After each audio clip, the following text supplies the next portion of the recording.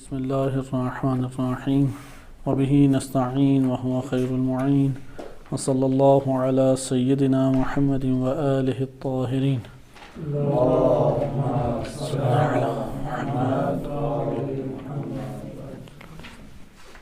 ماہ مبارک رمضان کی مناسبت سے ملائکہ کا موضوع سورۃ القدر کے ذیل میں ذکر کیا جا رہا تھا کہ ارشاد باری تعالی ہوتا ہے وَتَنَزَّلُ الْمَلَائِكَةُ وَالرُّوحُ فِيهَا بِإِذْنِ رَبِّهِم مِّن كُلِّ أَمْرٍ کہ ملائکہ قرآن کریم کے متعدد آیات میں ان کا تذکرہ وارد ہوا ہے اور ان کے اوپر ایمان لانا ضروری قرآن کریم کی روشنی میں بھی ضروری ہے اور روایات اہل بیت علیہ السلام کی روشنی میں بھی ضروری ہے۔ ہم نے قرآن کریم کی آیات سے ایک اجمالی تعارف ان کا پڑھا تھا، 8 اصناف اور اقسام پڑھی اور ان کے چند اوصاف 5-6 اوصاف ہم نے مطالعہ کیے۔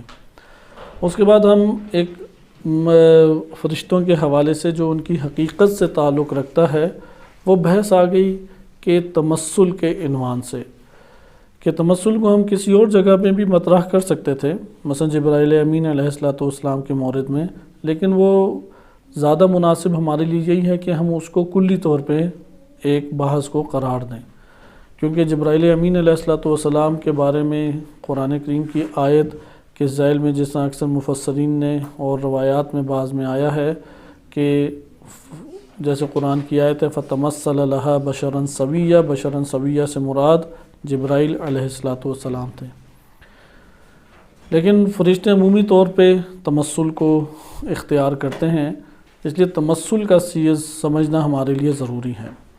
اور اس کی بنیادی وجہ یہ ہے کہ ملائکہ کے بارے میں 2 اقوال تھے، ایک ہے اجسام لطیفہ ہیں، نورانی اجسام، اور خالی لطیف کہتے ہیں باریک، بہت ہی باریک وہ اجسام ہیں۔ یہ متکلمین کا نظریہ، حتیٰ کہ آج بھی جو متکلمین سے ہمارے علماء متاثر ہیں، محدثین سے متاثر ہیں، جیسے شیخ قاسم محسنی صاحب، انہوں نے بھی اسی طرح سے لکھا اجسام لطیفہ ہیں۔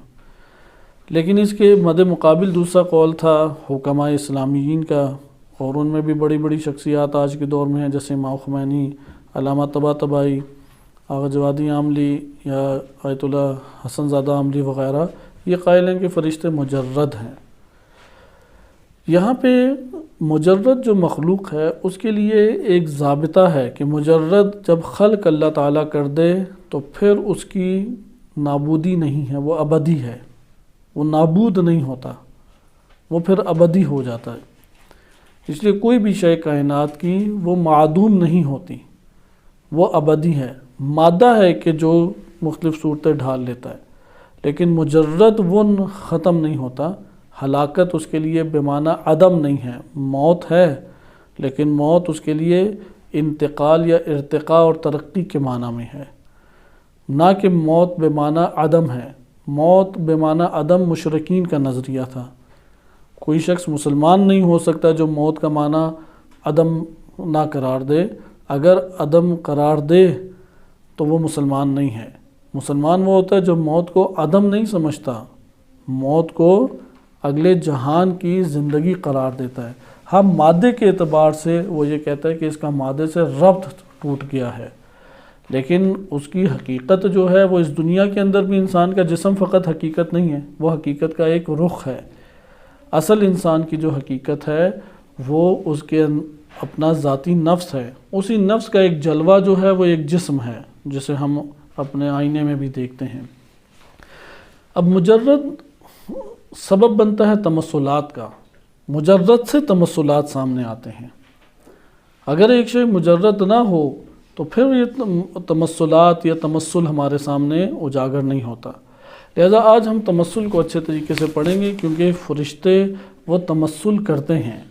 فرشتوں کے اوصاف ہم نے نہج البلاغہ سے بھی مطالعہ کیے اور مختلف قسم کی ہمارے پاس خصوصیات ان کی سامنے آئیں، لیکن اس تمثل کو گہرائی سے سمجھنے کی ضرورت ہے۔ انسان کی زندگی کا بھی بہت بڑا رخ ہے، کیونکہ انسان کا نفس بھی مجرد ہے۔ جب انسان کا نفس مجرد ہے تو یہ نفس سے مجرد انسانی، تجرد انسانی، یہ بھی تمثلات کا باعث بنتا ہے۔ ممثلات ہیں اس کی بھی تمثل موجود ہیں، یا اسی طریقے سے دیگر اشیاء ہیں۔ ہم کلی طور پہ آج تمثل کو مطالعہ کریں گے کہ تمثل ہے کیا اور اس کا انسانی زندگی کے اوپر کیا اثر ہے، اور اس سے آپ کو یہ معلوم ہو جائے گا کہ ان مخلوقات میں فرشتے بھی تمثل اختیار کر سکتے ہیں۔ قرآن کریم میں ایک جگہ قرآن کریم میں فقط تمثل آیا ہے، ہم اس کے لغوی معنی پڑھ چکے ہیں، میم سا لام سے ہے، مثل، مثل، مثال، یہ سارے اس کے مشتقات بنتے ہیں۔ مصول بھی اس سے ہے، یعنی کسی شخص کے برابر ایک کا کھڑا ہو جانا، یہ جو کھڑا ہوا ہے اسے کہتے ہیں، میم سا لام سے تعبیر کیا جاتا ہے۔ الانتصاب اسی لیے معنی بعض نے کیا ہے، بعض نے مثل یا مثال کا معنی کیا ہے تصور، تصویر کشی اختیار کرنا یا تصور کا ہو جانا، ایک شے کا تصور ہونا کیا کہلائے گا، وہ مثلا مثل، مثال یا میم سا لام سے تعبیر کیا جاتا ہے۔ اسی سے ایک معنی یہ ذکر کیا جاتا ہے ایک شے کا دوسری شے کے مشابہ ہونا، یہ جو شباہت ہے اس شباہت کو بھی مثل یا مثال سے تعبیر کیا جاتا ہے۔ اور علماء نے ذکر کیا کہ لیسا کمثلہ شیء، اللہ کی مثل نہیں ہے لیکن مثال ہے، مثل نہیں ہے اللہ تعالیٰ کی، نظیر نہیں ہے اللہ تعالیٰ کی، ند نہیں ہے، اللہ جیسا کوئی نہیں ہے۔ تو یہ مثال پھر اس سے بڑا آگے فائدہ اٹھاتے ہیں کہ انشاءاللہ کسی مورد میں یہ بحث آئے گی ملائکہ کی حقیقت کے عنوان سے، تو اس میں سامنے ہمارے چیزیں آئیں گی۔ اسی سے تمثل باب تفاعل سے ہے، تمثلہ یعنی تصورہ، یہ اکثر بیشتر شیعہ سنی علماء نے قرآن کریم کی اس آیت کے ذیل میں یہی معنی لکھا، تصورہ یعنی وہ تصور ہوا، وہ صورت بنی لہا مریم کے لیے بشراً سویہ، ایک مرد کی تصویر بنی۔ اب میں آپ کی خدمت میں یہ آیت کو پہلے ذکر کروں کیونکہ اس میں فرشتے کے تمثل کا تذکرہ ہے، اور یہاں سے ہماری بحث فرشتوں کے حوالے سے جو قرآن نے خصوصیات بیان کی ہیں اس میں داخل ہو جائیں گے۔ مثلا ابھی تمثل پڑھیں گے، پھر دیکھیں گے کہ فرشتے کے بارے میں بیان کیا کہ وہ روح کو قبض کرتا ہے، روح کو قبض کرنا کیا حقیقت رکھتا ہے، کیا ہے، بارش برساتا ہے، اس کے بارے میں کیا کہا گیا، بارشوں کو برسانے کے بارے میں کیا ہے، یا اس طرح سے دیگر امور ہیں۔ ابھی ہم تمثل کو آج اس میں مطالعہ کرتے ہیں۔ المیزان سے آپ کی خدمت میں ذکر کیا جا رہا ہے، یہ آیت نمبر 17 ہے، قرآن کریم کے ارشاد باری تعالی ہوتا ہے فَاتَّخَذَتْ مِن دُونِهِمْ حِجَابًا، فَاتَّخَذَتْ یعنی مریم، جناب مریم علیہ السلام نے من دونہم ان لوگوں سے سائڈ پہ آ کے کیا حجاب، پردہ اختیار کر لیا، حجاب میں چلی گئی۔ صحیح، اس کا ترجمہ کیا بنے گا، اتخذت حجابا، کہ مریم علیہ السلام نے حجاب کر لیا، کن لوگوں سے، من دونہم، جو ان کے آس پاس افراد تھے ان سے حجاب یا پردے میں تنہائی میں چلی گئیں۔ فَأَرْسَلْنَا إِلَيْهَا رُوحَنَا، تو اس وقت ہم نے اپنی روح کو ان کے پاس بھیجا۔ کلمہ روح جیسے پہلے بھی عرض کیا کہ اگر آپ اس کلمے کے اوپر توجہ کریں تو انشاءاللہ یہ معنی اور بھی آئیں گے۔ بدن کی جب نفس تدبیر کرتا ہے تو اس جہت سے اس کو کہتے ہیں روح، چاہے وہ مادی بدن کی تدبیر کرے یا برزخی اور خیالی بدن کی تدبیر کریں، یا عقلی اور جو آخر میں قیامت کے دن ہمیں جو بدن میسر ہے اس کی تدبیر کرے۔ تدبیر کے اعتبار سے کیا اسے کہہ دیا جاتا ہے، نفس انسانی کو روح کہا جاتا ہے۔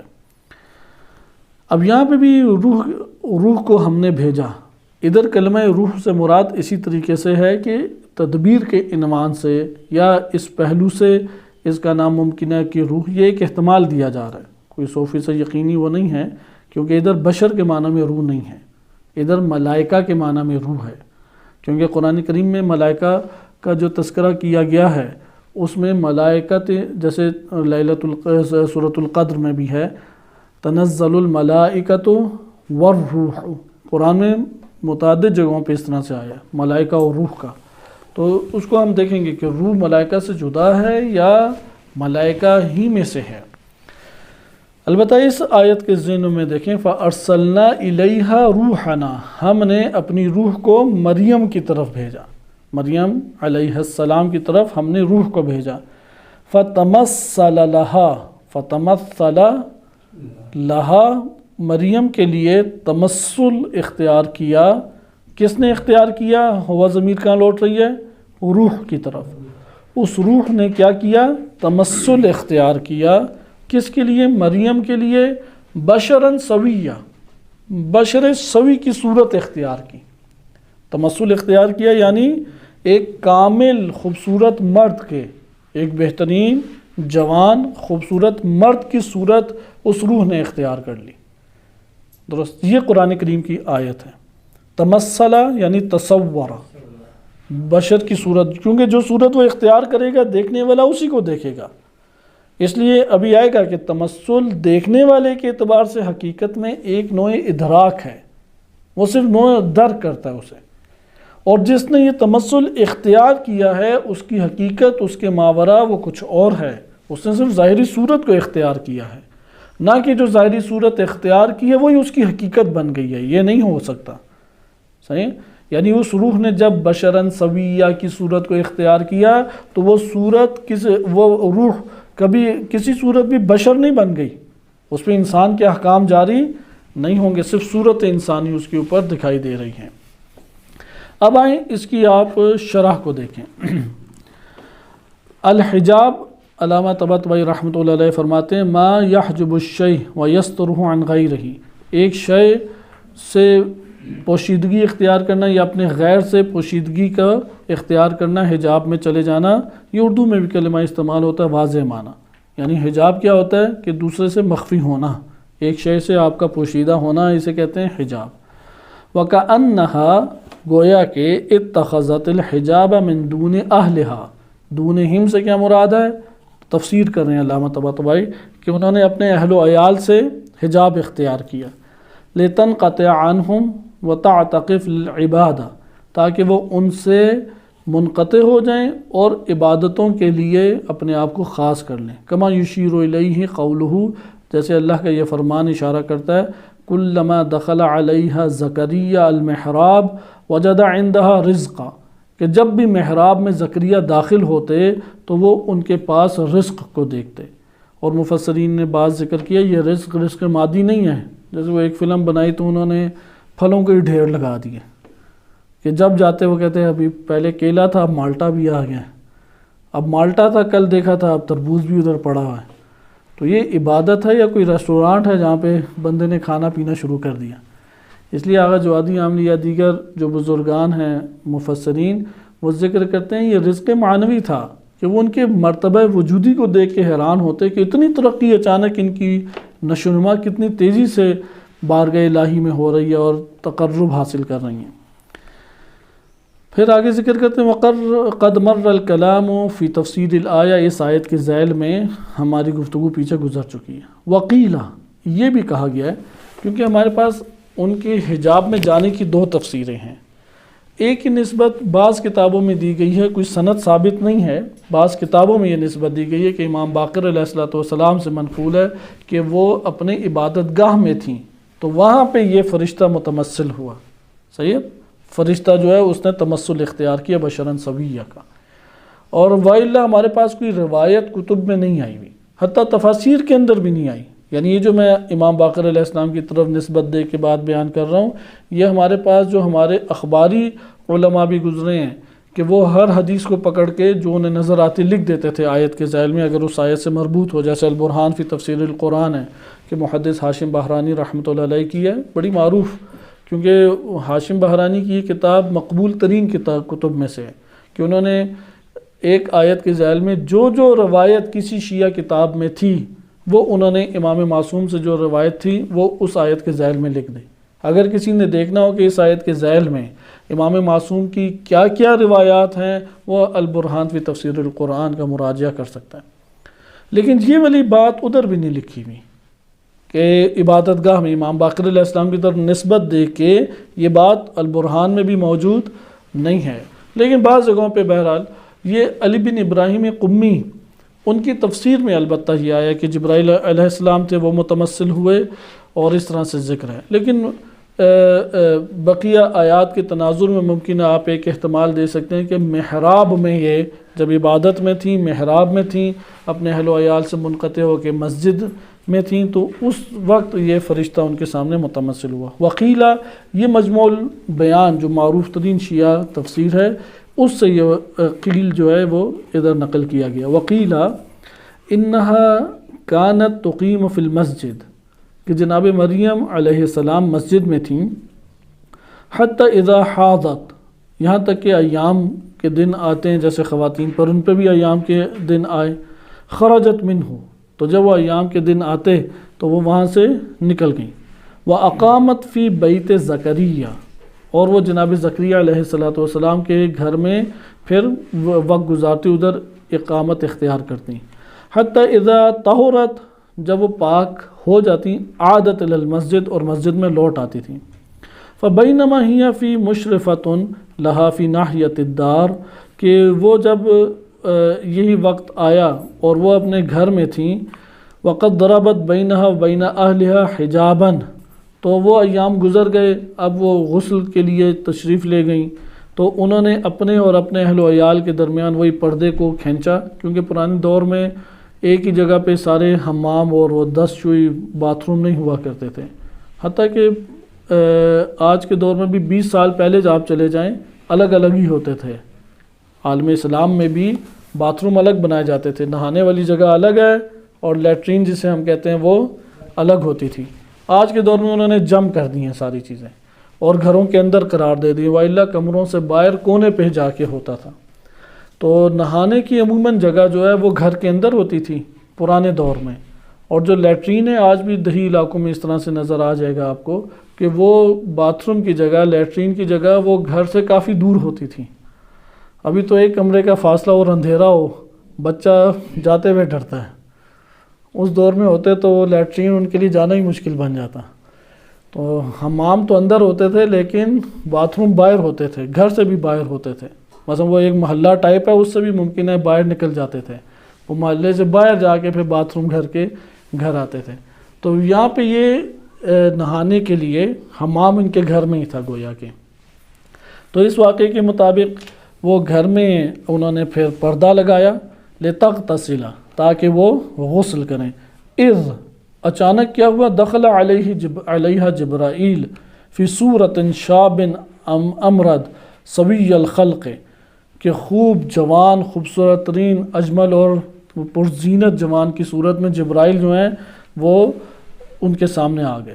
جیسے ہی سامنے آئے تو انہوں نے فاستعاذت باللہ منہ تو اللہ کی بارگاہ میں ان سے پناہ مانگی کہ اعوذ بالرحمن منک ان کنت تقیہ کہ اگر تو کوئی خوف خدا تم رکھتے ہو تو میں تجھ سے اللہ کی بارگاہ میں کیا ہے پناہ مانگتی ہوں، جیسے کہ قرآن کی اس آیت میں قالت انی اعوذ بالرحمن کہ آیت نمبر 18 میں ہے کہ جیسے ہی جبرائیل علیہ السلام کو دیکھا، یعنی انہیں تو نہیں پتہ جبرائیل ہے، یعنی مریم سلام اللہ علیہ کو یہ نہیں پتہ لگا یہ فرشتہ ہے، جبرائیل ہے، لیکن اس واقعے کے تحت اب ہمارے پاس یہ دو احتمال ہیں، یا یہ کہ جب لِتَغْتَسِلَ حجاب باندھ دیا اور وہ غسل کرنے لگی تو ایک انتہائی جوان صورت مرد کی صورت میں وہاں پہ جبرائیل آ گئے، دوسرا یہ کہ عبادت گاہ میں تھیں اور عبادت گاہ میں جبرائیل جو ہیں وہ متمثل ہوئے۔ لیکن جیسے ہی جناب مریم سلام اللہ علیہ نے ایک جوان مرد کہ جو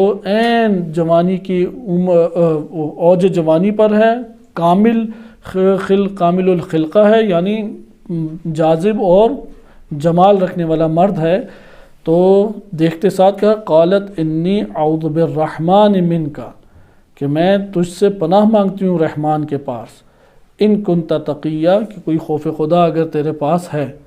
قال انما انا رسول ربی کی تو تب جبرائیل علیہ السلام نے فوراً تعارف کرایا کہ میں آپ کے رب کا رسول ہوں، لِأَهَبَ لَكِ غُلَامًا زَكِيًّا تاکہ میں آپ کو ایک بچہ دوں جو پاک و پاکیزہ بچہ ہے۔ ادھر جبرائیل کہہ رہے ہیں کہ میں آپ کو دوں، ادھر واسطہ کون بن رہے ہیں؟ جناب لِأَهَبَ لَكِ کہ میں آپ کو عطا کروں، میں آپ کو وہب کروں یعنی عطا کروں غلامً زکیہ۔ قالت تو جناب مریم نے کہا انا یکون لی غلام میرے سے کیسے بچہ ہو سکتا ہے، ولم یمسسنی بشر مجھے تو کسی بشر نے چھوا بھی نہیں ہے، ولم اک بغیہ اور میں عمل بد کرنے والی نہیں ہوں، کوئی بدکار نعوذ باللہ خاتون نہیں ہوں۔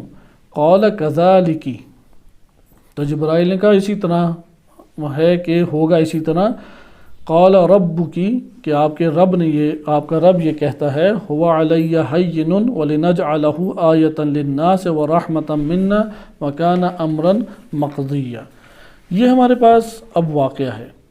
اس کے ذیل میں علامہ طباطبائی کے آگے لکھتے ہیں وفیہ انہ لا دلیل علی ھذا التفصیل من جہت اللفظ، لفظ کی جہت سے تو ہمارے پاس اس کی تفصیل کے اوپر کوئی دلیل موجود نہیں ہے۔ وقد عرفت ان آیت آل عمران لا تخلو من تائید للمعنی السابق، یعنی یہ بقیہ اس کی بات ہے، آگے چلیں۔ یہ جو آیت ہے اس کی تفسیر میں کیا کہتے ہیں؟ فَأَرْسَلْنَا إِلَيْهَا رُوحَنَا فَتَمَثَّلَ لَهَا بَشَرًا سَوِيًّا۔ جناب مریم صلی اللہ علیہ وسلم پہ آزمائشیں بڑی سخت آئی ہیں، جو انسانوں پہ آزمائشیں آئی ہیں ملائکہ کے ان کے ہوش و حواس سے بھی اوپر ہیں، اتنی سخت آزمائشیں ہیں۔ مثلا اب جناب مریم سے پہلے جو تھا، کیونکہ ان کے خاندانی طور پہ انبیاء کا خاندان تھا اور پورا کا پورا معاشرہ عزت قدر کرتا تھا، اور بنی اسرائیل میں عبادتوں سے ایک انسان پہچانا جاتا تھا ایمانی طور پہ۔ یہ تو دین اسلام نے آ کے بتایا کہ رکوع سجود تو لمبے لمبے کوئی بھی کر سکتا ہے، لمبے لمبے روزے کوئی بھی رکھ سکتا ہے۔ تو اس دور میں عبادتیں کرتے تھے، شادیاں بھی نہیں کرتے تھے، عبادتوں کے ساتھ مختص ہو جاتے تھے اور عبادت گاہوں میں ساری عمر گزارتے تھے۔ تو ان کا گھرانہ اس طور پہ معروف تھا۔ پھر یہاں پہ بشارت دی گئی، اور جناب مریم کے بعد حضرت عیسیٰ علیہ السلام کی بشارت بھی موجود تھی، اور ان کے والد جناب مریم کے بڑا ان کا نام تھا، لوگ بڑی عزت کرتے تھے۔ تو یہ پہلی خاتون تھی جو عبادت گاہ گئی، ورنہ پابندی تھی، ٹھہر نہیں سکتی تھی عبادت گاہوں میں۔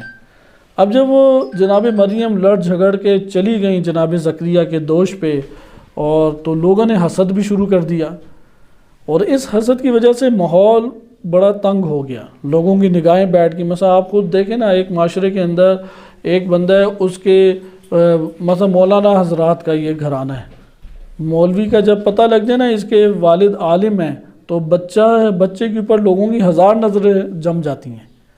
جس بچے کے والد عالم نہیں ہوتے اسے لوگ اس طرح حساسیت سے نہیں دیکھتے، لیکن جس بچے کے والد عالم ہوتے ہیں اس بچے کی ایک ایک چیز کو لوگ مشاہدہ کرتے ہیں، اور اس کے ہر نقص کو کس کی طرف لے جاتے ہیں؟ ایک تانے کی طرف۔ دیکھو یہ تو مولوی کا بیٹا تھا، یہ تو عالم کا بیٹا تھا۔ تو یہاں پہ اگر ایسا صورت اختیار کر لے اور جھگڑے کی نوبت آ جائے، وہاں پہ تو پھر معاشرے کے اندر اور حساسیت پیدا ہو جاتی ہے۔ تو جناب مریم سلام علیہ کے لیے یہی تھی کہ لوگوں کی زبانیں بند ہوئی ہوئی تھیں ان کے خاندانی بیک گراؤنڈ کی وجہ سے، اور جناب زکریا علیہ السلام کی وجہ سے۔ اب جب یہ والا واقعہ ہوا تو یہاں پہ تو تمثل کی صورت میں آیا، جبرائیل علیہ السلام نے بات چیت بھی کی اور بچہ عطا بھی ہوا، اور جب بچہ عطا ہوا تو آبادی سے باہر چلی گئیں۔ اب ڈھونڈ رہے ہیں کہ کہاں گئی مریم، کس جگہ پہ ہیں، اور جب بچہ لے کے آئیں تو تب تو انہوں نے تانے شروع کر دیے اور گالم گلوچ شروع کر دی، اور کہا کہ نہ تیری ماں ایسی تھی، نہ تیرا باپ ایسا تھا۔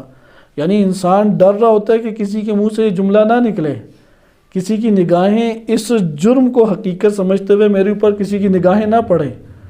تو جناب مریم نے سہا، اور انہوں نے تانے سنے بھی اور لوگوں کی نگاہیں برداشت بھی کی اور لوگوں کا رویہ بھی برداشت کیا۔ وہاں پہ عیسیٰ علیہ السلام کا پھر یہ معجزہ ہوا اور انہوں نے گواہی دی۔ تو یہ ہے کہ خدا اپنے قریبی بندوں سے کیسے آزماتا ہے۔ یعنی ایسا ہو سکتا ہے کوئی پاکیزہ ہو اور اس پر تہمتیں لگ جائیں، لیکن اللہ ہی کی ذات اس کی تہمت کو، اس کی پاکیزگی کو لوگوں کے درمیان اجاگر کر دیتا ہے۔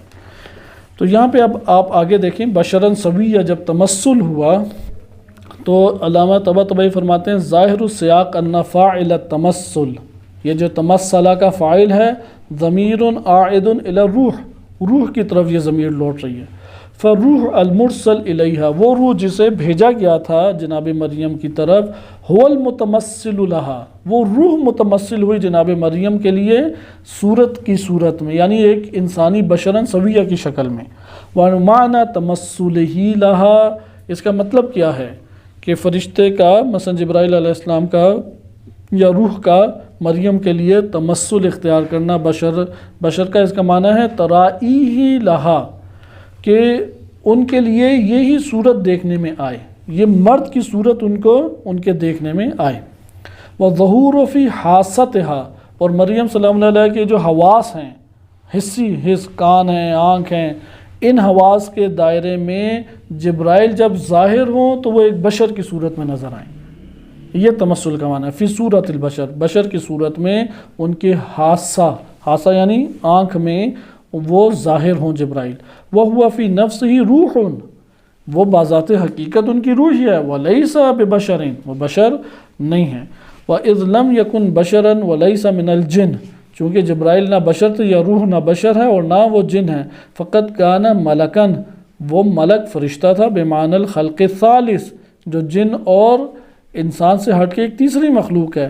الذی وصفہ اللہ سبحانہ فی کتابہ وسماہ ملکا، کہ اللہ سبحانہ نے اپنی کتاب میں اس کا نام ملک رکھا ہے، اور وذکر سبحانہ ملک الوحی فی کلامہ وسماہ جبریل، اور اللہ سبحانہ تعالیٰ نے وحی کے فرشتے کا نام کیا اپنے کلام میں لیا ہے، جبریل، بقولہ، فرمان الہی ہے، من کان عدوا لجبریل، جو جبریل کا دشمن ہے، فإنہ نزلہ علی قلبک، تو اس نے اس قرآن کو، یہ رسول آپ کے قلب کے اوپر نازل کیا ہے۔ ادھر آغا حسن زادہ عملی بڑا ایک ظریف نقطہ بیان کرتے ہیں کہ ایک مرحلہ انسان کا مرحلہ روح ہے، یعنی روح رسول، اور ایک ہے قلب رسول۔ تو روح رسول کے اوپر نہیں نازل ہوا، قلب رسول کے اوپر نازل کیا گیا ہے۔ اس لیے حضرت جبرائیل علیہ السلام کے توسط سے قرآن انہوں نے نازل کیا ہے قلب رسول کے اوپر۔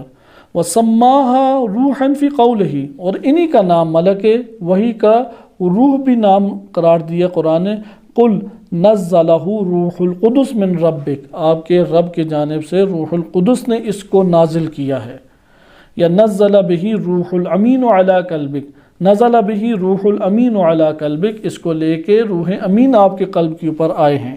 وسماہ رسولا فی قولہ انہ لقول رسول کریم، کہ یہ سورہ حاقہ کی آیت ہے 40 نمبر، کہ رسول بھی نام ملک وحی کا رکھا، کہا کہ یہ یعنی قرآن رسول کریم کا قول ہے۔ قرآن کے بارے میں ایک بڑی دقیق بحث ہے، انشاءاللہ کسی مورد میں علماء کے اور روایات اہل بیت علیہ السلام کے ضمن میں ذکر کی جائے گی۔ قرآن کس کا قول ہے؟ اللہ کا قول ہے، ادھر کہا جا رہا ہے انہ لقول رسول کریم، رسول کریم یعنی جبرائیل کا قول ہے، یا نبی صلی اللہ علیہ وسلم کا قول ہے، یا ہمارے سامنے کیا ظاہر ہو رہا ہے؟ اور اگر یہ رسول صلی اللہ علیہ وسلم کا قول ہے تو پھر کیوں رسول کا قول ایک دفعہ قرآن کہلاتا ہے اور ایک دفعہ حدیث کہلاتا ہے؟ اگر جبریل علیہ السلام کا قول ہے تو پھر اسے اللہ کی طرف کیوں نسبت دی گئی؟ تو یہ ایک بحث ہے کہ یہ قول کس کا ہے، کہاں سے نازل ہوا ہے، وہ لوح محفوظ کیا تھی، وہ کیا رسول اللہ سے کوئی بلندتر ایک جگہ ہے لوح محفوظ؟ کیونکہ قرآن کی آیات سے تو پتہ لگتا ہے لوح محفوظ غیر خدا ہے، وہ خدا نہیں ہے، وہ اللہ کی ذات نہیں ہے۔ لوح محفوظ میں یہ محفوظ تھا، تو لوح تو اللہ تعالیٰ لوح نہیں ہے، اللہ تعالیٰ قلم نہیں ہے، اللہ تعالیٰ کرسی اور عرش نہیں ہے۔ لوح کہتے ہیں تختی کو، بورڈ، اللہ تعالیٰ نعوذ باللہ بورڈ تو نہیں ہے۔ لوح محفوظ یعنی جس میں محفوظ، ایک ایسا بورڈ جس میں چیزیں محفوظ ہوں، ایک ایسی تختی جس میں چیزیں محفوظ ہوں۔ تو یہ نکات قرآن کی حقیقت کے بارے میں بڑے دلچسپ اور بہترین ہے۔ پھر نزول کا کیا مطلب، کیوں صعود نہیں ہے؟ قرآن کے لیے اوپر کا عروج، صعود، بلندی، عالی، علو، یہ لفظ استعمال نہیں کیے گئے، لیکن لفظ کیا استعمال کیے گئے ہیں؟ نزول، تنزیل، انزال، نازل، یہ لفظ کیوں استعمال کیے گئے ہیں؟ تو یہ قابل غور ہیں۔ فَبِهَذَا كُلُّهُ يَتَأَيَّدْ أَنَّ الرُّوحَ الَّذِي أَرْسَلَهُ اللَّهُ إِلَيْهَا إِنَّمَا هُوَ جِبْرِيلٌ۔ یہ جو تین آپ کے سامنے آیات پڑھی اور دیگر شواہد ہیں، اس سے پتہ لگتا ہے کہ اللہ تعالیٰ نے جس کو بھیجا تھا جناب مریم علیہ السلام کے پاس، وہ روح کون تھے؟ جناب جبریل تھے۔ پھر آگے ذکر انہوں نے کیا ہے اور ہم آگے منتقل ہو جاتے ہیں کلام فی معنی تمثل۔ اس جگہ پہ بعض ہمارے علماء یہ بھی ذکر کرتے ہیں نا، قرآن کی آیت یسألونک عن الروح قل الروح من امر ربی، تو آیا ادھر روح سے مراد یہی روح ہے؟ کیا قرآن کریم میں کسی جگہ پہ انسانی نفس کو روح کہا گیا ہے یا نہیں کہا؟ ایک اہم سوال ہے، کیا قرآن کریم کی کسی آیت میں انسان یا انسانی نفس کو روح کہا گیا ہے یا روح نہیں کہا گیا؟ اگر روح کہا گیا ہے تو کون سی آیت ہے؟ وہاں پہ بھی یہی ہے کہ من روح، انسان کو تو روح نہیں کہا نا، فنفخت فیہ من روحی، نفس انسان نے من روحی، میں نے روح کو اپنی، من روحی، یہ متکلم کون ہے؟ اللہ تعالیٰ کی ذات ہے۔ ونفخت، میں نے نفخ کی ہے، پھونکی ہے، فیہ، اس انسان میں، من روحی، اپنی روح کو یا اپنی روح میں سے۔ تو یہاں پہ اب سوال یہ پیدا ہوتا ہے کہ آیا یہاں پہ روح انسان ہے یا غیر انسان؟ کیونکہ عرفاء کا یہ نظریہ ہے جو آج کے دور میں ایک قول کی آپ حد تک اسے لے لیں، کل قول نہ قرار دیں، کہ قرآن میں انسانی نفس کو روح کہیں نہیں کہا گیا، حتیٰ کہ یسألونک عن الروح، روح سے مراد انسانی روح نہیں ہے، اس سے مراد ممکن ہے یہ جناب جبرائیل علیہ السلام ہوں یا وہی والملائکۃ والروح، وہ جو ہے، یا روح القدس مراد ہے، کہ اس کے بارے میں پوچھا تو کہا کہ قل الروح من امر ربی، یہ اس کا میرے رب کے امر سے ہے۔ یعنی ادھر ایک اور سوال آتا ہے، اللہ نے جواب دیا یا نہیں دیا؟ ادھر ایک نظریہ ہے کہ اللہ تعالیٰ نے جواب نہیں دیا، کہا کہ یہ تمہارے سمجھنے کی چیز نہیں ہے، اور دوسری رائے یہ ہے جیسے علامہ طباطبائی اور دیگر مفسرین کہ اللہ تعالیٰ نے کاملاً جواب دیا، کہ کہہ دیں کہ اس کا تعلق عالم امر سے ہے، اور جی ہم پڑھ بھی چکے کہ ملائکہ جو ہیں وہ امری مخلوق ہیں، عالم امر سے تعلق رکھتی ہیں۔ اس سے ہمارے سامنے بہت بڑا نتیجہ نہیں آتا، البتہ عرفانی بہت سارے نظریات اس بات سے ثابت ہوتے ہیں، کیونکہ اگر آپ انسانی روح بھی قرار دے دیں، انسانی روح بھی عالم امر سے تعلق رکھتی ہیں، اس کا تعلق بھی، انسان کا جو نفس ہے اس کا تعلق بھی مادی جہان سے نہیں ہے انشاءاللہ، جیسے یہ حقائق سامنے ہمارے انشاءاللہ آئیں گے۔ لیکن اس طریقے سے کہ آیا من روحی، تو یہاں پہ روح واسطہ بن رہا ہے نفخ کا، تو اس طرح سے بعض ہمیں تعبیرات ملتی ہیں کتب علمیہ میں، علمی کتب میں، کہ جس طرح موت کے لیے ایک واسطہ ہے، آیا حیات کا بھی واسطہ کوئی ہے یا نہیں؟ حیات کے واسطے کو روح کہتے ہیں، موت کا جو واسطہ ہے وہ ہے ملک الموت، اسی کا ایک ہم حیات کا واسطہ بھی کہہ سکتے ہیں، جو فیضان حیات جاری ہو رہا ہے، یہ جو فیض حیات ہے اس کا بھی ایک واسطہ ہو سکتا ہے، اس کو انشاءاللہ آگے دیکھیں گے۔ یہ اس ضمن میں تھا کہ جناب جبرائیل علیہ السلام ان کے مباحث ہمارے سامنے آ جائیں جو ان کی شخصیت سے تعلق رکھتے ہیں۔ کلام فی معنی تمثل، معنی تمثل میں اب علامہ طباطبائی رحمۃ اللہ علیہ نے خود تمثل کا معنی بیان کیا، اور انہوں نے جو معنی بیان کیا ہے اس سے خوبصورت ترین معنی موجود نہیں ہے، بہت دقت سے اور بہترین لغت سے استنباط کر کے ذکر کیا ہے۔ میں آپ کے سامنے اس کا ایک حصہ آج اور بقیہ انشاءاللہ تعالیٰ کل آپ کی خدمت میں ذکر کیا جائے گا۔ ذکر کرتے کثیراً ما ورد ذکر تمثل فی روایات، روایات میں تمثل کا تذکرہ کثرت سے وارد ہوا ہے۔ وَأَمَّا فِي الْكِتَابِ فَلَمْ يَرِدْ ذِكْرُهُ إِلَّا فِي قِصَّةِ مریم فِي صُورَتِهَا، اسی سورہ مریم میں ایک ہی جگہ قرآن میں یہ تمثل لفظ آیا ہے۔ قال تعالی فَأَرْسَلْنَا إِلَيْهَا رُوحَنَا فَتَمَثَّلَ لَهَا بَشَرًا سَوِيًّا۔ والآیات التالیہ التي يعرف فيها جبرائیل نفسه، کہ یہ جو نیچے کی آیات ہیں کہ جس میں جبرائیل علیہ السلام نے اپنے آپ کا خود تعارف کرایا، یا یہ بھی یعرف بھی پڑھ سکتے ہیں کہ جس میں جبرائیل کا تعارف کرایا گیا ہے، لمریم خیر شاہد انہ کان حال تمثلہ لہا فی صورت بشرن، صورت بشرن باقی علی ملکیتہ ولم یصر بذالک بشرن، کہ جو نیچے تعارف جبرائیل نے کرایا ہے آیت نمبر 18، وہ ہمارے پاس بہترین اس معنی پہ دلیل ہے کہ جب بشر کی صورت اختیار جبرائیل نے کی تو جبرائیل کی حقیقت بشر نہیں بنی، کیونکہ خود کہا نا انا رسول ربک، تو بشر تو رسول ربک نہیں تھا، رسول نہیں تھا، جناب جبرائیل ہیں کہ میں آپ کے رب کا رسول ہوں، میں آپ کے رب کا فرشتہ ہوں۔ تو یہ کہتے ہیں کہ وہ اپنی اصل ملکیت میں یا اصل حالت میں باقی تھے، اور ولم یسر بذالک بشرا، اور ان کی حقیقت بشر میں تبدیل نہیں ہوئی۔ تمثل میں ہوتا ہی ہے، صورت ایک سامنے آتی ہے، اور جس شے کی صورت سامنے آ رہی ہے اس کی حقیقت وہ صورت نہیں بن جاتی۔ مثال کے طور پر ممکن ہے کہ کوئی چیز ہمیں کوئی جانور نظر آ رہا ہو، اس کی پیچھے جو حقیقت ہے وہ جانور نہیں ہے، وہ ممکن ہے کینہ ہو، کینہ ہے جو جانور کی شکل میں نظر آ رہا ہے۔ وہ جو دشمنی اندر رکھی ہوئی تھی وہ ہے کہ جو مثال کے طور پر بچھو کی نظر میں شکل میں نظر آ رہی ہے۔ اس طرح مختلف ہمارے پاس حقائق اپنی جگہ پہ موجود ہیں، حقائق تبدیل نہیں ہو رہے، لیکن وہ حقائق ایک صورت اختیار کر رہے ہیں۔ ادھر چند شبہات آتے ہیں، وہ ممکن ہے کہ ہم نے اتنا غور و فکر نہ کیا ہو کہ وہ شبہ ہمیں بھی، ہمارے ذہن میں بھی سوال پیدا ہو، وہ اس لیے علامہ طباطبائی نے لکھ دیے کہ بندے نے تو اتنا غور نہیں کرنا، تو ہم ہی وہ سوال ابھار دیں تاکہ اس طرح سے غور و فکر کر لیں۔ تو وہ کل انشاءاللہ چند شبہات پڑھیں گے، ان کے جوابات دیے ہیں، آپ شبہات پڑھیں اور جوابات اگر پڑھ لیں تو تمثل کا معنی آشکار ہو جائے گا۔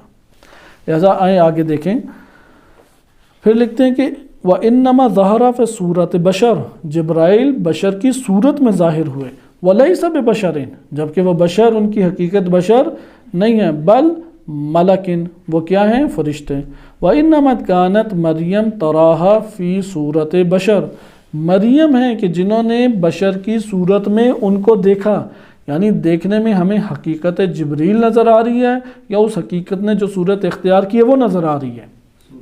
صورت نظر آ رہی ہے۔ اس بات پہ بہت دقت کریں، کیونکہ اس سے ہماری اپنے اندر کی دنیا روشن ہو جاتی ہے۔ اس سے ہمیں ہمارے خواب ہیں، ہمارے خیالات ہیں، ہماری سوچیں ہیں، تمنائیں ہیں، یہ ساری حل ہو جائیں گی ہمارے لیے، کہ دیکھنے والے کو جو نظر آ رہا ہے وہ کیا ہے؟ صورت، اور اس صورت کے ماوراء کیا ہے؟ حقیقت، وہ ایک حقیقت رکھتی ہیں۔ فَمَعْنَى تَمَثُّلِهِ لَهَا، کہ جبرائیل کا مریم کے لیے تمثل کا اختیار کرنا، اس کا معنی کیا ہے؟ كَذَلِكَ ظُهُورُهُ لَهَا فِي صُورَةِ بَشَرٍ، کہ مریم کے لیے بشر کی صورت میں جبرائیل کا ظاہر ہونا صرف ظاہر صورت بشر میں ہے۔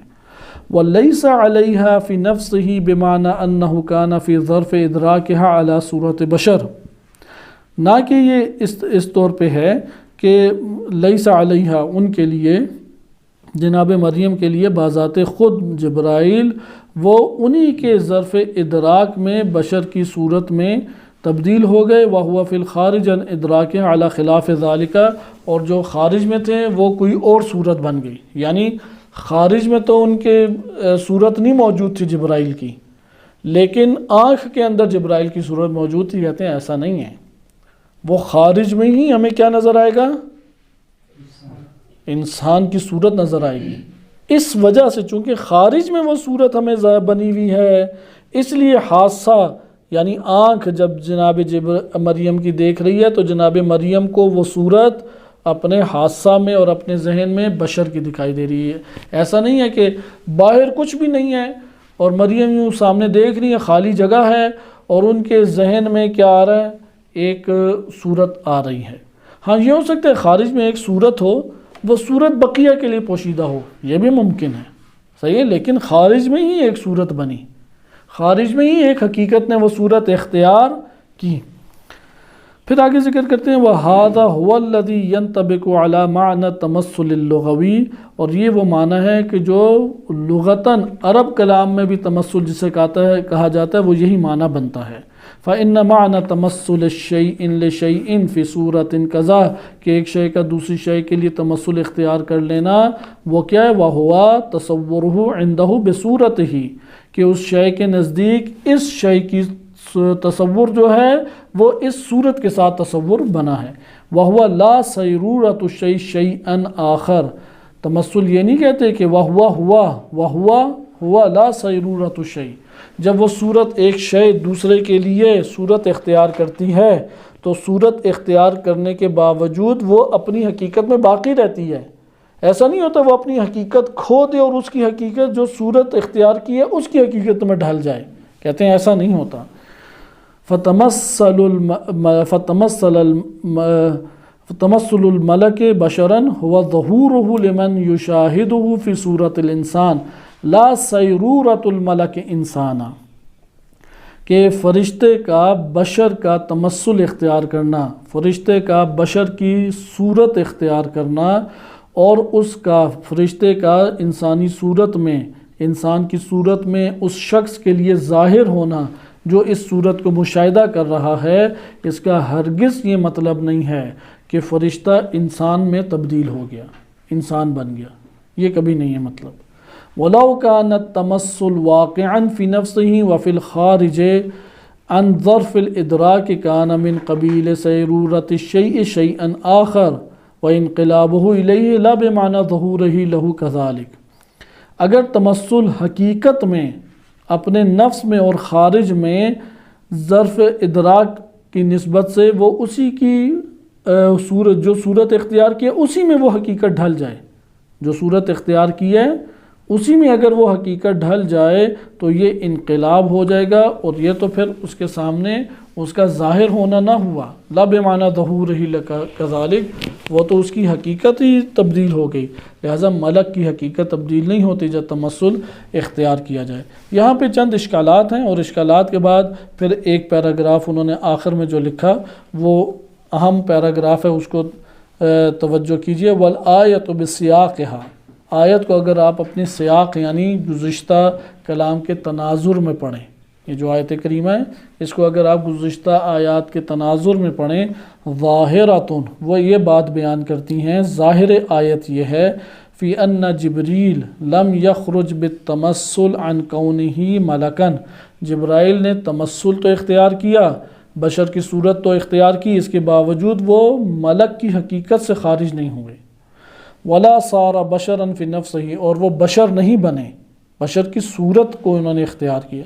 व इन्नमा ज़हर लहा फ़ी सूरतिल बशर फ़हुवा कज़ालिका फ़ी ज़र्फ़ इदराकिहा, तो वो जो ज़ाहिर मरियम के लिए, जनाब मरियम के लिए हुआ बशर की सूरत में, जो उन जनाब मरियम के लिए ज़ाहिर हुआ है, फ़हुवा कज़ालिका फ़ी ज़र्फ़ इदराकिहा, वही चीज़ उनके इदराक के ज़र्फ़ में भी आई, यानी वो जो उन्होंने हिस्सी तौर पे महसूस किया और मालूमात जो हिस्सी उन तक पहुँची वही उनके पास मुंतकिल हुई। ला फ़ी नफ़्सी व फ़िल ख़ारिज अन ज़र्फ़ इदराकिहा, ऐसा नहीं है कि उनके नफ्स, ना कि उनके नफ्स में और उनके इदराक के ज़र्फ़ इदराक से बाहर कोई शय मौजूद अलग थी, जो उन्हें मिली वो अलग थी, ऐसा नहीं है। जो सूरत बशर ख़ारिज में थी वही सूरत बशर उनके पास मुंतकिल हुई। ऐसा नहीं है कि जनाब मरियम देख कुछ और रही हैं और बाहर सूरत कुछ और है, ये नहीं है। यानी ना ही ऐसा है कि जो जिब्राइल ने सूरत इख्तियार की है वो कुछ और हो और जो ख़ारिज में है वो कुछ और हो और जो उन्होंने इतराक किया है वो कुछ और हो। फिर आगे लिखते हैं, व नज़ीर ज़ालिका नज़ूलिल मलाइकतिल किराम फ़ी क़िस्सतिल बशारत बि इसहाक़ व तमस्सुलिहिम ले इब्राहीम व लूत अलैहिस्सलाम फ़ी सूरतिल बशर। कहते हैं इसी तरह का एक और वाक़या भी है मलाइका किराम के, इंशाअल्लाह ताला हम आगे के सफ़ों में उन्हीं का पढ़ेंगे कि मलाइका किराम वो नाजिल हुए और इसहाक़ की बिशारत दी और उनका तमस्सुल करना क्या हुआ, इब्राहीम और लूत अलैहिस्सलाम के लिए सूरत बशर में। व नज़ीरुहु ज़ुहूर इब्लीस फ़ी सूरत सराक़ा बिन मालिक यौम बदर, बदर वाले दिन इब्लीस ज़ाहिर हुआ था, आया था, और सुराक़ा बिन मालिक एक शख्स है उसकी शक्ल में वो आया था। वक़द अशारा ताला इलैहि फ़ी सूरतिल अनफ़ाल, आया 48 नंबर आयत सूरह अनफ़ाल में इसका तज़किरा किया है कि मक्का में वो आया था। इस तरह बकिया भी हैं, उन्होंने ज़िक्र किया यौम नदवा, मुशरिकीन के यौम नदवा के वक्त उस मौके पे एक बूढ़े शख्स के सूरत में इब्लीस आया था, और यौम अक़बा के मौरिद में मुनब्बा बिन हज्जाज की सूरत में आया था।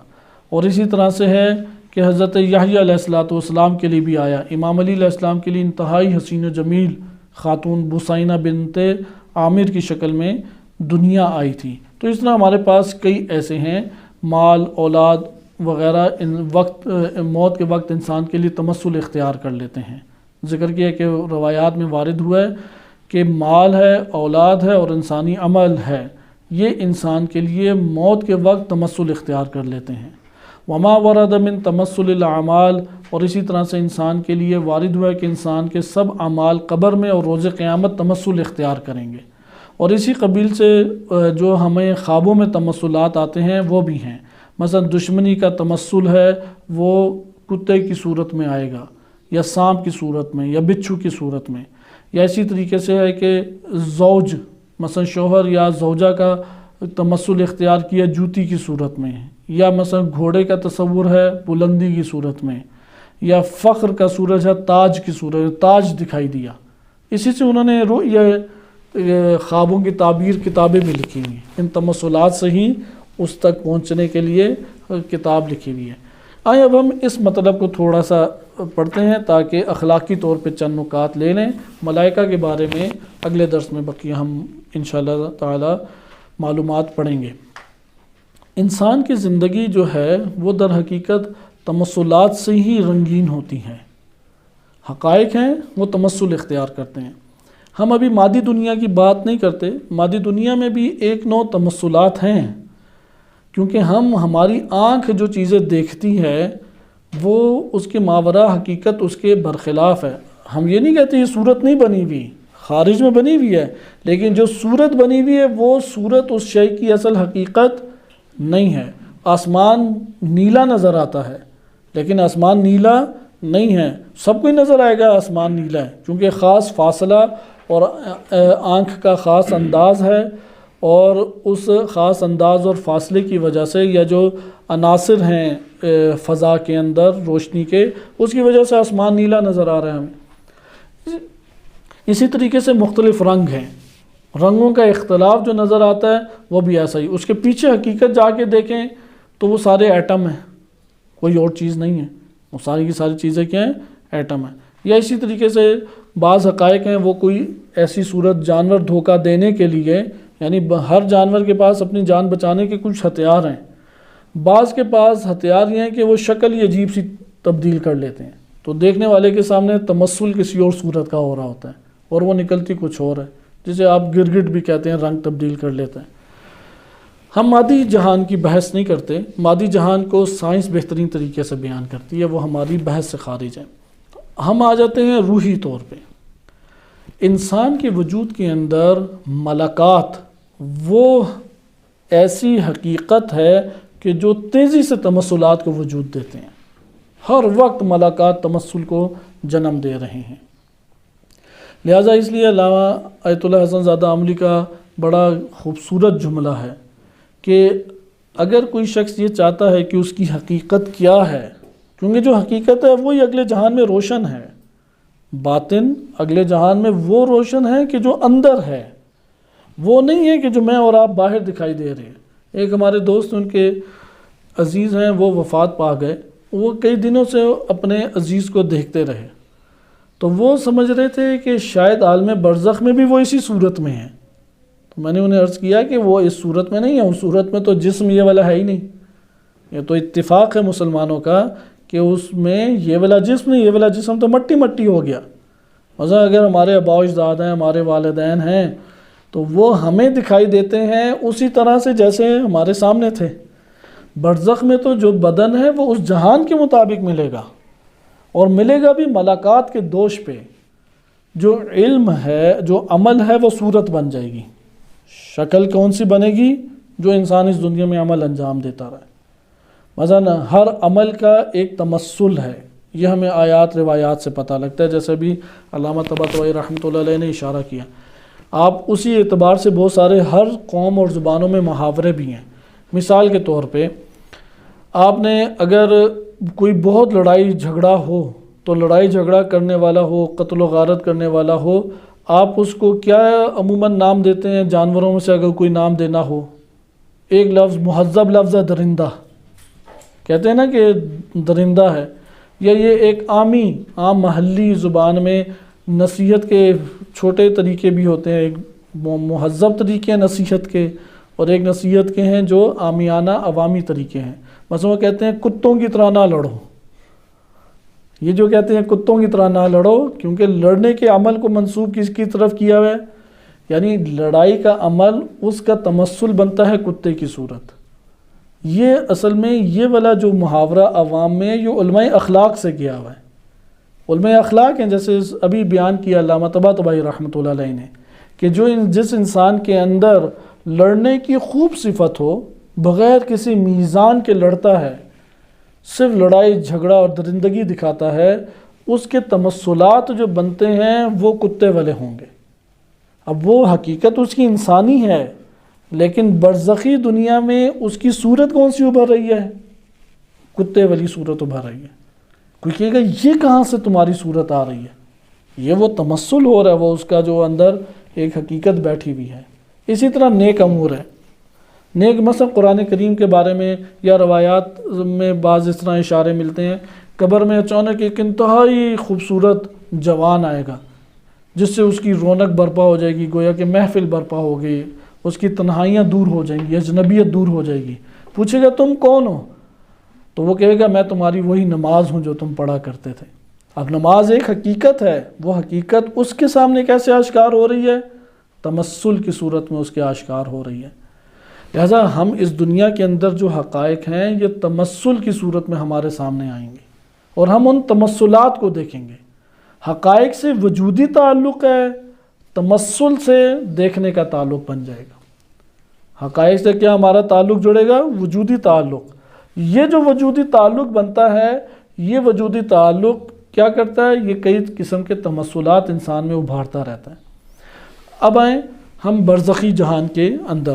برزخ کو دو حصوں میں تقسیم کیا گیا ہے۔ ایک برزخ ہے جو جوہر ہے، یعنی بذات خود قائم ہے، جیسے یہ دنیا کی اشیاء ہیں۔ اس طرح ایک جہان ہے، ایک کائنات ہے، وہ کائنات اس پوری کی پوری کائنات کو سموئے ہوئے ہے، لپیٹے ہوئے ہے۔ جیسے آپ ایک گلاس ادھر رکھ دیں تو اس فضا نے گلاس کو نہیں اپنے اندر لیا ہوا، اسی طریقے سے برزخ کے جہان نے اس پوری کائنات کو اپنے اندر لیا ہوا ہے۔ جیسے سمندر میں مچھلی ہوتی ہے، مچھلی ہے یہ سارا مادی جہان، اور سمندر کیا ہے؟ عالم برزخ۔ اس کی مثال اس طرح سے ہے، عالم برزخ کی مثال اس جہان سے جدا نہیں ہے۔ اس جہان کا باطن کیا ہے؟ یہ عالم برزخ، لیکن عالم برزخ خود قائم ہے، خود موجود ہے، خود ایک جہان ہے۔ جسے کہتے ہیں برزخ منفصل۔ برزخ جدا طور پہ قبر ہے، برزخ ہے، اسے خیال منفصل عرفانی زبان میں کہتے ہیں۔ لیکن ایک ہمارے خیال ہے جو ہمارے اندر ہم دیکھتے ہیں، سوچیں ہماری، خیال، ہمارے خواب، وہ ہمارے نفس کے ساتھ قائم ہیں، وہ عارض ہیں۔ جیسے رنگ دیوار پہ عارض ہوتا ہے، وہ خیالات، وہ خواب میں آپ کہیں باہر نہیں چلے جاتے۔ یہ سائنس ادھر بڑی ابھی الجھی ہوئی ہے۔ ابھی وہ ایک برادر ذکر کر رہے تھے جو انہی فیلڈ سے تعلق رکھتے ہیں کہ سائنس ابھی یہ ایکسپیریمنٹ کر رہی ہے کہ آپ جب سیدھا لیٹ کے سو جاتے ہیں اور گہرے خواب میں چلے جاتے ہیں، آپ دیکھتے ہیں آپ ادھر بدن ہے اور ادھر ایک بندہ بیٹھا ہوئے، آپ ہی بیٹھے ہوئے ہیں، ساتھ کمرے میں بھی آپ بیٹھے ہوئے ہیں اور ادھر بھی آپ ہیں، اور ادھر جو بدن سے بھی جو چیزیں ادھر مادی طور پہ وجود میں آ رہی ہیں، گرمی ہے، سردی ہے، لوگوں کا آنا جانا ہے، وہ بدن آپ کا محسوس کر رہا ہے۔ اور اس جگہ پہ جو بندہ بیٹھا ہوا ہے وہ جس اطراف میں ہے، اس اطراف کی ساری غمی، خوشی، دکھ، درد، تکلیف اور سکون سارے محسوس کر رہا ہے، اور جو اس کمرے میں بیٹھا ہوا ہے وہ بھی سارے محسوس کر رہا ہے۔ تو اصل ان میں سے کون ہے؟ تو پھر سائنس ابھی یہ نتیجے پہ پہنچی، اصل وہ ہے جو ان سب کو گھیرے ہوئے ہے، وہ اس کو بھی شامل ہے، اس کو بھی شامل ہے، اس کو بھی، لیکن ایسا وہ گھیرے ہوئے ہے، مادی چیز کو مادی طور پہ محسوس کر رہی ہے، جو ادھر بیٹھا ہوا ہے وہ غیر مادی ہے، اس کو غیر مادی طور پہ محسوس کر رہی ہے، جو کمرے میں ادھر بیٹھا ہے اسے بھی محسوس کر رہی ہے، سب کو ایک ہی وجود محسوس کر رہا ہے۔ یہ سائنس کا ہے اسلامی نظریات کے قریب آنے کی کوشش۔ ابھی دین اسلام پہلے بیان کر چکا ہے کہ نفس ایک ہے، تو قوتیں اس کی مختلف ہیں۔ اب ہوتا کیا ہے؟ ملکات اور علم اور عمل، آپ ان تین چیزوں کو مد نظر رکھ لیں۔ پہلی چیز کیا ان میں؟ سب سے حساس چیز ان میں وہ ہے ملاقات۔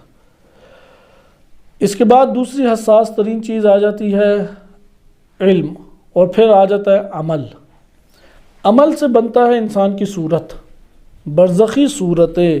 مثلا برزخ میں آپ نے دیکھنا ہے دریا بہہ رہے ہیں، چشمے بہہ رہے ہیں، خوبصورت پہاڑ ہیں، وہاں پہ عبادات کر رہے ہیں اور بڑی رونق لگی ہوئی ہے، یہ ساری کی ساری تصویر کشی کون کرے گا؟ انسان کا عمل یہ ساری صورتیں بنے گا۔ عمل ہی نہیں ہے تو پھر تو اندھیرا ہے ادھر، یعنی ہمارے جو اعمال ہیں وہ ادھر کیا بن جائیں گے؟ ہماری صورت بنیں گے، یا ہمیں دکھائی دینے والے تمثلات حقائق بنیں گے۔ اور ہمارے جو ملاقات ہیں وہ ملاقات جس طرح سورج نہیں روشنیاں پھینکتا، یہ ملاقات اس طرح سے تمثلات پھینکیں گے، مختلف طرح کے تمثلات پھینکتے چلے جائیں گے، اور ان تمثلات کے ساتھ انسان مشغول ہو جائے گا۔ ملکہ کیسے بنتا ہے؟ ملکہ بنتا ہے تکرار عمل، لیکن جو ارادے کی بنیاد پر ہو، ارادے کے ذریعے سے عمل کا تکرار وہ ملکہ بن جاتا ہے۔ اچھا ملکہ بھی ہوتا ہے، برا بھی ہوتا ہے۔ مثلا سستی کا ملکہ ہے، نامحرم کو دیکھنے کا ملکہ ہے، غیبت کا ملکہ ہے، حسد کا ملکہ ہے، توہین کا ملکہ ہے۔ اب توہین کا ملکہ بنے گا تو اس صفت کا حامل جو بھی زمین کے اوپر جانور ہے اس کے تمثلات شروع ہو جائیں گے۔ کینہ دوست کون سا جانور ہوتا ہے؟ جو جانور کینہ رکھتے ہیں وہ کون کون سے ہیں؟ سوچیں۔ اور بھیڑیا چھوڑتا ہے، چیتا، انہیں آپ درندہ کہہ دیتے ہیں، لکڑ بھگڑ مثلا، مثال کے طور پہ بالفرض اور کوئی آپ لے آئیں، کتا ہے یا اس طرح کے دیگر ہیں۔ اب جو انسان کے وجود میں تمثلات برزخ میں بنیں گے وہ یہی تمثلات ہیں۔ کینہ یہ ساری کی ساری صورتیں، ادھر ایک کتوں کا ہجوم پھر رہا ہے، ادھر ایک بھیڑیوں کا ہجوم ہے، ادھر لکڑ بھگڑ ہیں، اور ادھر یہ درمیان میں کھڑا ہے، یہ پریشان ہے، ادھر بھاگے تو ادھر آ جاتا ہے۔ پھر انواع و اقسام کے ہوں گے، اسے پانی نظر آتا ہے، اپنی شکل دیکھتا ہے، وہ بھی شکل ویسی ڈھلی ہوئی ہے، وہ کہے گا یہ کیا مخلوق ہے؟ یہ تمثلات ہیں کہ جو حقائق تمثلات اختیار کر رہے ہیں، صورتیں بن، ان صورتوں کے ماورا وہ حقیقی جانور نہیں ہیں، لیکن ان صورتوں کے ماورا حقیقت نے یہ صورت اختیار کیا، اور وہ صورت ادھر خارجاً موجود ہے یا نہیں؟ وہ خارجاً ادھر وجود رکھے گی تو تب یہ بنیں گی۔ اس لیے ملاقات کو بڑے، اس طرح ملاقات اچھے ہیں۔ قرأت قرآن ہے، قرآن پڑھتے ہوئے اسے کوئی کہتے ہیں آؤ قرآن پڑھو، کیونکہ ملکہ کی اصل علامت ہی یہ ہے، ارادہ کرو عمل صادر ہو جائے، یہ ملکہ کہلاتا ہے۔ جیسے آپ درس لکھتے ہیں تیز تیز، یہ لکھنے کا ملکہ ہے۔ ابھی بچے کو دیکھیں، وہ آرام آرام سے لکھے گا، لکھنے کا عمل وہ بھی انجام دے رہا ہے، لیکن ایک دفعہ ہے کہ آپ ارادہ کریں لکھنے لگ جاتے ہیں۔ اس لیے بعض ہیں ارادہ کرتے دشمنی شروع کر دیتے ہیں، ارادہ کرتے ہیں غیبت شروع ہو گئی، ارادہ کرتے ہیں حسد شروع ہو گیا۔ بعض ہیں کہ ارادہ کرتے ہیں نیکیاں، ارادہ کرتے ہیں اللہ کی راہ میں مال خرچ کر دیتے ہیں، ارادہ کرتے ہیں تو عبادت کے لیے کھڑے ہو جاتے ہیں، ارادہ کرتے ہیں غصے کو قابو پا لیتے ہیں، ارادہ کرتے ہیں تو مثلاً کوئی خدمت خلق شروع کر دے۔ یہ ملاقات ہیں۔ ملاقات تکرار عمل سے بنتا ہے، تکرار عمل تھکاوٹ کا باعث بنتا ہے ابتدا میں، لیکن جب ملکہ حاصل ہو جائے پھر تھکاوٹ بھاگ جاتی ہے، پھر تھکاوٹ نہیں رہتی۔ لیکن ملکہ جب تک نہیں بنا، یعنی ملکہ نہ ہونے کی علامت کیا ہے؟ ہر وہ عمل جس کو انجام دینے کے لیے ارادہ کریں اور ارادے کے بعد زحمت بھی نفس محسوس کرے تو یہ سمجھ لیں ملکہ نہیں ہے۔ اور ہر وہ عمل جس کا ارادہ کرے باسہولت عمل انسان کے نفس سے صادر ہو جائے وہ کیا کہلاتا ہے؟ ملکہ کہلاتا ہے۔ یہ تو برزخ کا واقعہ تھا، قیامت بھی اسی طرح ہے۔ قیامت میں بھی ملاقات اسی طریقے سے ہیں۔ یہی ہیں انسان کے ملاقات، عمل اور علم، جو جنت بنیں گے اور جہنم بنیں گے۔ ظرف اللہ نے بنا دیے، جہان اللہ نے خلق کر دیا، اس جہان کے اندر اپنی جنت اور اپنی جہنم ہم نے خود ہی بسانی ہے، وہ یہاں سے وہ بنے گی۔ حتیٰ کہ آپ اس جگہ پہ آ جائیں جو ہمارے خواب اور خیال ہے۔ آغا حسن زادہ عملی حافظہ اللہ تعالیٰ فرماتے ہیں کہ اگر کسی نے اپنی حقیقت کو دیکھنا ہے وہ اپنے خواب اور خیال کو دیکھنا شروع کر دے، کیونکہ ہر خواب وہ اس کے نفس کی گہرائی سے نکل رہا ہے، اور ہر خیال وہ اس کے نفس کی گہرائی سے پیدا ہو رہا ہے۔ اگر برے خیالات کی بھرمار ہے تو اس کی مطلب یہی ہے کہ جیسے ایک جگہ کے اوپر فضلہ پڑا ہو تو کیسے بدبو ہر طرف رہتی ہے، تو اس کا منبع کیا ہے؟ ہر طرف جو بدبو چھائی ہوئی ہے، وہ بار بار اٹھ رہی ہے بدبو، یا کوئی جانور مردہ پڑا ہوا ہے، کوئی مثلا بلی ہے یا کتا ہے وہ مرا پڑا ہو اور جھاڑیوں میں پڑا ہوا ہے، تو جو گزرے گا وہ ادھر جائے تو بدبو ہے، ادھر جائے بدبو ہے، ادھر جائے بدبو ہے۔ اسی طریقے سے انسان کے وجود کے اندر اگر ملکات سیئہ حاصل ہو جائیں، مثلا کینہ ہے، حسد ہے، لالچ ہے، بے توکلی ہے، سوء ظن ہے۔ سوء ظن تو عمومی لگا ہوتا ہے، یعنی بعض ایسے امراض ہیں ان کے بارے میں صرف وہ شخص دعویٰ کر سکتا ہے کہ مجھے یہ مرض نہیں ہے جس نے کوئی 18-20 سال اس کے خلاف جہاد کر کے اسے ختم کیے، وَإِلَّا وہ انسان کی زندگی کے گزرنے کے ساتھ ساتھ ملکہ حاصل کر جاتا ہے۔ اس میں سب سے بالا تر چیزیں کون سی ہیں؟ وہ یہی ہے: بزدلی، حرص و لالچ، حسد، بخل، کینہ، نفرت، سوء ظن۔ یہ 6-7 ہیں، اور یہ 6-7 ساری آفات ہیں۔ اور ایک ان میں سے شہوت کا اضافہ کر لیں، یعنی حب مال و حب نساء جیسے کہتے ہیں، شہوات۔ یہ جو 7-8 ہے، روایات میں بھی اس کا بیان آیا ہے۔ یہ حیوانی صفات ہیں، جب انسان پیدا ہوتا ہے تو یہ ایکٹیو ہوتی ہیں، فعال ہوتی ہیں۔ 7 سال کے بعد والدین اتنا اس کی تربیت کریں کہ یہ ملکہ نہ بن پائیں۔ وہ یہ نہیں کر سکتے کہ ان کا شکار نہ ہو، وہ تو اللہ تعالیٰ کی عنایات ہیں۔ یہ بھی اللہ کی عنایت ہے کہ والدین تربیت کر جائیں۔ تربیت اتنی ہوتی ہے کہ ملکہ نہ یہ بنے۔ اب تربیت نہیں، والدین نے کبھی نصیحت ہی نہیں کی تھی، والدین نے کبھی آزمائشوں میں نہیں ڈالا تھا، پیسے دلوا کے کبھی دیے ہی نہیں تھے کسی فقیر کو کہ بخل ختم ہو۔ وہ چیزیں سنبھال کے رکھتا تھا، اس کو کہتے تھے ہاں بہت اچھا، یہ بڑا عقل مند ہے۔ اس کے اندر تو اور بخل کی صفت پیدا ہو گئی۔ وہ جس جگہ پہ بھی اپنے آپ کو جان کے خطرات سے بچا لیتا یا ضرر سے بچا لیتا، کہتے ہیں یہ عقل مند ہے۔ اس میں شجاعت ہی نہیں کبھی پیدا ہوئی۔ ہر چیز، چھوٹی سی چھوٹی چیز بھی بڑی خوفناک کر کے اسے دکھانا، اور صبر کے اوپر چھوٹے سے چھوٹے مرض پہ ہائے وائے شور شرابہ مچا دینا، اس کے اندر بے حوصلگی پیدا ہو گئی، ہمت ہی نہیں رہی۔ یہ اس کے ملکات بن گئے۔ اب جب ملکات بن گئے تو اس کی زندگی ویسی پھر گزرتی ہے۔ لہذا یہاں پہ وہ بتاتے ہیں کہ جس طریقے سے اب یہاں پہ اس کے اندر ایک بیٹھا ہوا ہے سوء ظن، وہ مسجد میں جاتا ہے ادھر سوء ظن، نماز میں جاتا ہے جیسے وہ مردار نہیں تھا، جھاڑیوں میں چھپا ہوا ہے، وہ چاروں طرف جہاں جاتا ہے بدبو ہی آ رہی ہے۔ وہ گھر چلا جاتا ہے، وہ کھڑکی کھولتا ہے پھر بدبو آ جاتی ہے۔ تو وہ کہتے ہیں یار یہ مسئلہ کیا ہے، ہر جگہ ہی بدبو آ رہی ہے۔ تو یہاں پہ اسے پھر پتہ لگ جاتا ہے ماخذ اس کا وہ مردار ہے۔ اسی طرح کوئی مردار اندر پڑا ہوا ہے، وہ نماز پڑھتا ہے تو سوء ظن کسی کے بارے میں، وہ مسجد میں جاتا ہے سوء ظن، وہ روزے میں ہو سوء ظن، وہ گھر میں ہو سوء ظن، خواب دیکھتا ہے، خواب میں اس کے لیے یہ چیزیں آنا شروع ہو جاتی ہے، سوء ظن، وہ مجھے مار رہا ہے، میرے خلاف سازش کر رہا ہے، بھیانک اس کی شکلیں بننا شروع ہو جائیں گی۔ وہ اس کے اندر ایک مردار بے نام سوء ظن پڑا ہوا ہے، اس کی وجہ سے یہ سارے تصورات بن رہے ہیں۔ اسی طرح نیکیاں بھی ہوتی ہیں انسان کے وجود میں، ان نیکیوں کی وجہ سے حسن ظن پیدا ہوتا ہے، اس نیکیوں کی وجہ سے اسے خوبصورتی دکھائی دے گی۔